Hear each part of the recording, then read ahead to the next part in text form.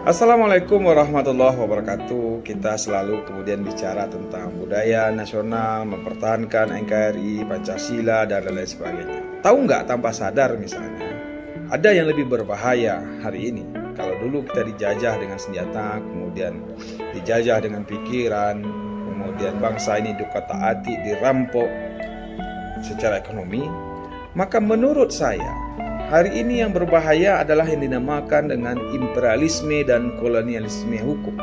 Kenapa saya katakan begitu? Karena saat ini bagaimana kemudian muatan dan materi hukum kita sudah terjadi penyusupan dan pemaksaan pada nilai dan budaya serta karakter yang bertentangan dengan jiwa serta karakter keindonesiaan kita. Selalu kemudian kita membentuk hukum dengan dalih kemudian transpalasi hukum, perbandingan hukum, kita kemudian tanpa sadar menyusupkan atau memaksudkan nilai-nilai yang tidak cocok dengan budaya kita dan termasuk karakter keindonesiaan kita.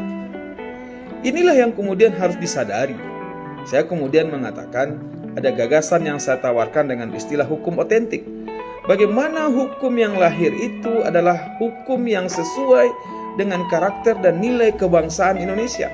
Selalu kemudian yang membantah misalnya begini, dalam masyarakat global kita tidak bisa kemudian menolak perubahan dan globalisasi.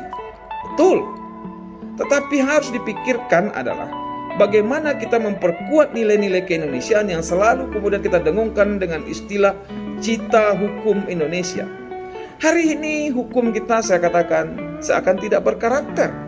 Dengan dalih kemudian hak asasi manusia, globalisasi dan universalisme, maka kemudian kita terima semuanya. Saya sambil contoh misalnya.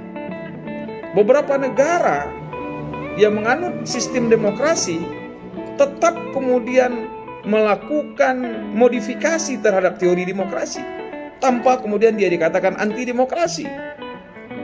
Beberapa negara kemudian juga melakukan aturan-aturan yang telah disepakati umat manusia, tetapi tetap memodifikasinya sesuai dengan nilai kebangsaan seperti yang dilakukan oleh India, Cina, Jepang, dan termasuk negara-negara Asia Timur lainnya. Termasuk di Amerika sendiri teori demokrasi itu tidak kemudian mentah diterima. Ternyata dalam pemilihan presiden pun mereka mengenal ada namanya popular vote dan electoral vote. Termasuk dalam sistem bagaimana mempertahankan nilai bangsanya. Masing-masing negara tetap mempertahankan karakter kebangsaannya. Dan ini paradok dengan keindonesiaan kita. Kita selalu kemudian menerima dengan dalih universalisme, hak asasi manusia dan globalisasi.